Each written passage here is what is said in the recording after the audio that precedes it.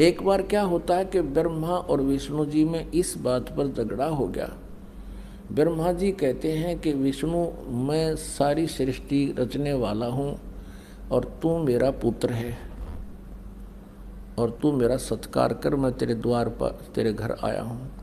विष्णु जी कहता है कि मैं तेरा बाप हूँ और तू मेरी नाभि कमल से उत्पन्न हुआ है, तू मुझे कैसे तू बेटा कहता है। इस बात पर दोनों का झगड़ा हो गया। तो ये काल जो है ब्रह्म, ये शिव रूप धारण करके, ये सबके समक्ष नहीं आता, ये गुप्त रहता है और अपने कर्म और जन्म को अलौकिक बताता है। वो इस तरह अलौकिक हैं इसके जन्म, ये कर्म, कि ये स्वयं सीधे अपने स्वरूप में किसी को दर्शन नहीं देता, इसने प्रतिज्ञा कर रखी है। तो ब्रह्मा और विष्णु का झगड़ा हो रहा था। भगवान शिव ने बीच में सतंब ठोक दिया। एक पिलर, बहुत लंबा चौड़ा सफ़ेद यानी चमकदार प्रकाश में सतंब, जैसे मूड़ी की तरह लंबा हो और बर्फ की तरह उसका आकार पारे का बन जाए, जैसे इस तरह का। तो वो दोनों का युद्ध समाप्त हो गया। फिर वो ऊपर नीचे उसकी खोज करने लग गए। फिर इतने में शिव रूप में वो काल ब्रह्म इनका पिता प्रकट हो गया। अब ये ब्रह्म कहता है ब्रह्मा और विष्णु को कि तुम ईश नहीं हो और तुमने अपने आप को ईश मान लिया, स्वामी मान लिया। ये बहुत ही अद्भुत हो गया। तुम्हारा दिमाग सेंटर लाने में मैं अब यहाँ आया हूँ। अब देखिएगा शिवपुराण हिंदी टीका सहित भाग 1। और ये कहाँ से प्रकाशित है ये देखिएगा, श्री शिव महापुराण।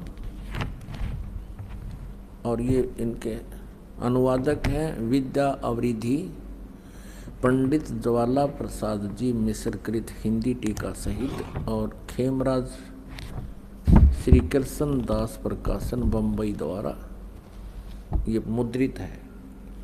हम केवल इतना ही दिखाएंगे आपको। ये है शिव पुराण पृष्ठ 17 पे विद्वेश्वर संहिता भाग 1 अध्याय 9। यहाँ क्या कहा कि नंदीकेश्वर बोले, इस प्रकार भगवान ने उन नम्र हुए ब्रह्मा और विष्णु पर अनुग्रह करके उनके युद्ध में जो परस्पर उनकी सेना मारी गई थी उसको अपनी शक्ति से, सबको अपनी शक्ति से जीवा कर उठाया। और फिर क्या कहता है, उन दोनों की अज्ञानता और वैर को दूर करने के अर्थ दोनों से कहा, मेरे सकल और निष्कल भेद से दो स्वरूप हैं परंतु और ईश्वर नहीं है। इस कारण उनके दो रूप नहीं हो सकते। पहला सतम रूप और दूसरा पीछे मूर्तिमान रूप धारण किया। इसमें ब्रह्म रूप निष्कल है यानी निराकार है और ईश रूप सगुण है। इन्हों का मैं इस रूप में आ गई है तो मैं सरगुण हूँ और वो निष्कल था मेरा। मेरे ये दोनों रूप सिद्ध हैं, दूसरे किसी के नहीं हो सकते। इस कारण तुम दोनों को अथवा दूसरों को ईश्वरत्व की प्राप्ति नहीं हो सकती। तुमने जो अज्ञान से अपने को ईश मान लिया, स्वामी मान लिया, भगवान मान लिया, ये बड़ा अद्भुत हुआ। इसके दूर करने को ही मैं रण स्थान में आया। अब आगे ये क्या कहता है, मैं ही ब्रह्म हूँ, मैं ही परब्रह्म हूँ, मेरा ही अकल रूप है।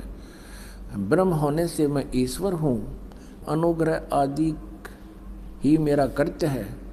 सर्वव्यापी होने से और जगत के वर्धक होने से मैं ब्रह्म हूँ। हे ब्रह्म के सब समत्व और व्यापक होने से मैं आत्मा हूँ। मैं इस सब का ईश हूँ, यह मेरा है, मेरे अतिरिक्त मेरे सिवाय किसी दूसरे का नहीं है। प्रथम तो ब्रह्म तत्व ज्ञान के निमित्त निष्कल ब्रह्म का प्रादुर्भाव हुआ। प्रादुर्भाव माने जन्म।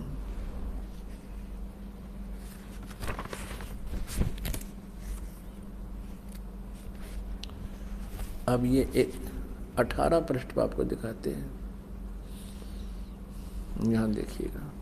हे पुत्रो, ये इनका पिता है काल। हे पुत्रो, यह कृत आपने तप से प्राप्त किया है। कौन कौन सा? जो कि सृष्टि और उत्पत्ति है। सृष्टि ब्रह्मा का और पालन विष्णु जी को।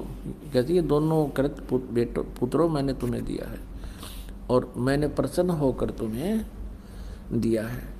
इसी प्रकार दूसरे दो कृत रुद्र और महेश को प्रदान किए। इससे सिद्ध हो गया कि ब्रह्मा और विष्णु, ब्रह्मा विष्णु रुद्र और महेश से अलग है ये पुराण ज्ञानदाता, ये काल है। स्पष्ट कहा कि मैं ब्रह्म हूँ। अब परमेश्वर कहा करते